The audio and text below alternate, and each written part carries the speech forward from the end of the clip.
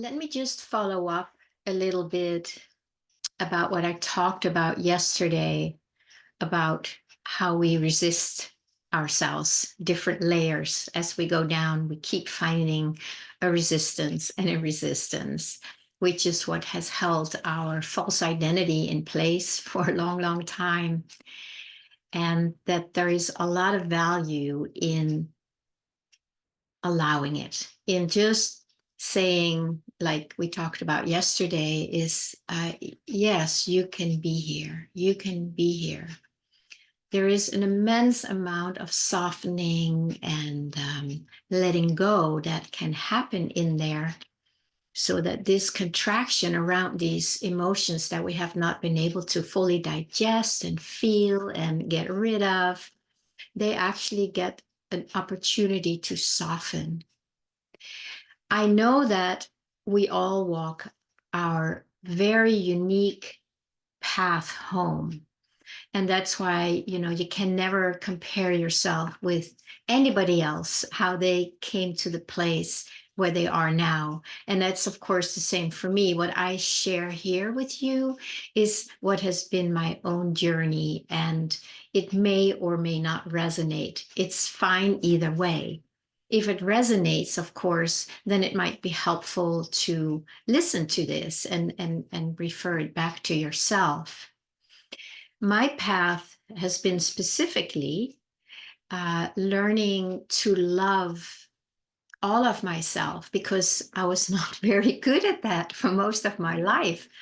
I was really hard on myself, criticizing, judging, thinking there was something wrong with me, doubting myself, that whole shebang that many of us live under. And that's why there is this contraction. It's like, ooh, it's not okay to be me. And, I have to hold this back, and I don't want people to know this about me, or no matter what I do, people don't love me or like me. And that's where that contraction comes in. And it's almost like it holds us in a state of perpetual frozenness, as if we are something that we're not. And as we let go of that frozenness, that contraction, that holding ourselves down, there is simply a natural relaxation. We don't need to do anything to be ourselves, right? But we need to stop not being ourselves. And that is basically the work that we all have to undertake on our journey. But I want to compare it today a little bit to where I also talk about don't touch it. I've talked about that a lot. And there is no, some people say, well, you say this, but then you say that. And they're both equally true. There are times where it's really important to deeply touch something that is frozen and hold it in a kind, loving, tender way so it can start melting. If you just do the no, don't touch it, that becomes a spiritual bypass, and the frozenness remains. Then there are times where you may have done of this, loving it, meeting it, allowing it.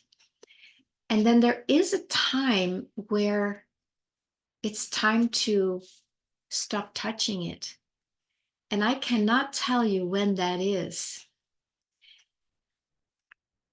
I know a lot of people, they can get stuck in the loving it, stay in that identity where you're frozen, and another identity needs to soften it.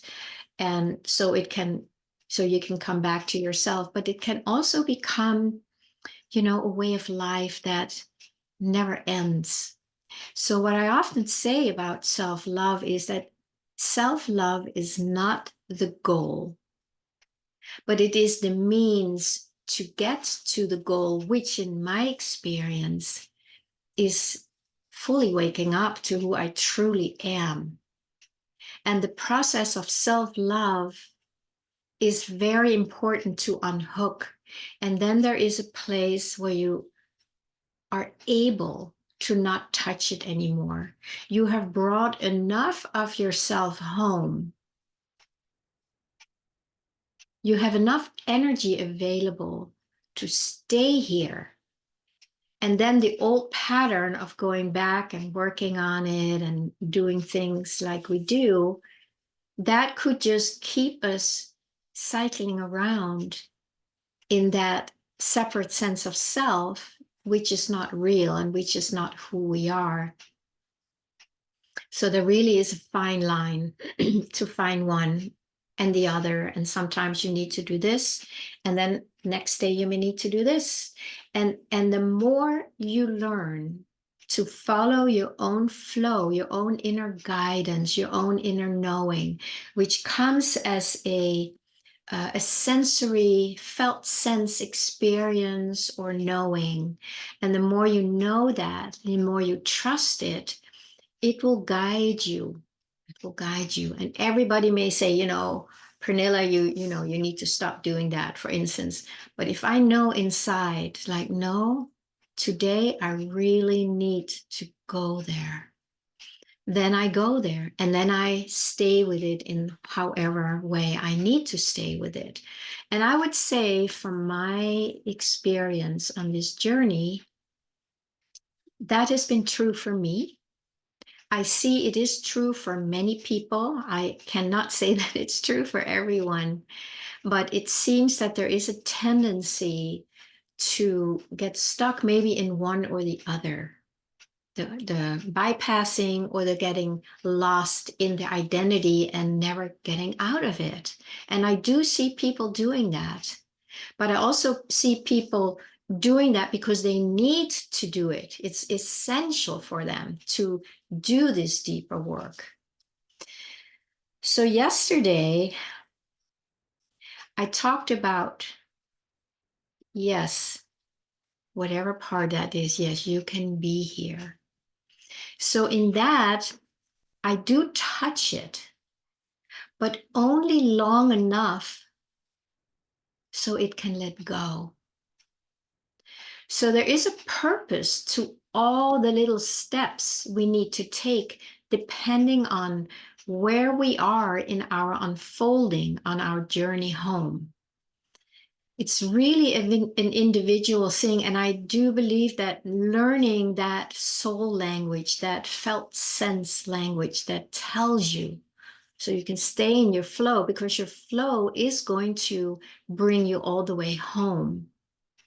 And if you need to hang out here in this little eddy and, work it for a while because it's just been so sticky, then you need to do that. And you will feel like there's a rightness to doing this work. And then suddenly you feel like, okay, I'm done, because there's no more energy taking you there or holding you there. And then you'll go back in the flow and just see where is the next piece. It's like, okay, I'm done. I am not touching that anymore. Unless, down the flow of the river here, there is still a little bit stickiness. So you may hang out there for a little while until like, oh, okay, that's complete now too. Now, what is so important about this bringing that loving, caring energy to it, that's gentle, that's peaceful, non-judging, that those are the qualities of your true essence. That is what we are made of. And it's different than if I, as Pernilla, is trying to be loving to somebody or to myself, but it is coming from the mind because I think I should do it, or because other people do it, and you may not have learned yet how to do it. Then you are still in that separate sense in your mind, trying to fix that separate sense, or basically try to get rid of it. And that's still outside of your soul essence, your soul energy, love expression. That energy, it melts it, it softens it. So when you go somewhere inside and say, like I talked about yesterday, which has been super helpful for me lately. Just one aspect that I had not been fully able to allow at that level, at that felt sense, something completely shifted. It was so lovely. And for some reason, it took me all this time to get to that part of me. And it's layer upon layer upon layer. And we can't go from layer 1 to layer 10 if there's 9 layers in between that also need to be met. It's really a process until something is done, something feels complete. And that, of course, is your true essence that is already complete. Now you have done the work that you need to do on your journey home, that now you have what it takes to just stay here. And then this is kind of the next step, I would say, maybe from being a seeker to becoming a finder, what we talked about yesterday, or I did. So now you are a finder. And then you can rest in that energy and learn to trust it and to allow it to express itself and guide you to the next deeper level of your soul, not the next deeper level of your false identity. It's just as important. But when you're done with that, when you feel you are able to move on without making it a spiritual bypass, then there's just such a sweetness, and there's just a sweet expansion, calmness, an ease, a trusting, and really a sense of not wanting to leave it anymore, knowing that this is the most important thing for you, for me. And again, I'm speaking from my own experience, but there comes a time for me where I just felt like, no, I really don't want to leave it anymore. And that doesn't mean that there might be more layers. So I do the layers, whatever work that is. And then there's a deeper and deeper resting in and as my true being. And that to me is the end goal. And the self-love has been immensely helpful in getting me here and keeping me here if I need to. So what I'm trying to say is there's not one way to do this. There is your way, and then there is my way. And part of that way for me has been to learn to trust this flow, the soul language, my body language that guides me, yes or no, left or right, up or down. It's really it's an energetic movement that you will learn to understand and to trust, and then to follow. So find your own movement in all of this, okay? Learn to trust it. You can always reach out and for a free discovery session with me if you want to. You can find it on my website, and we can find out if I might be a good support for you to move through this process.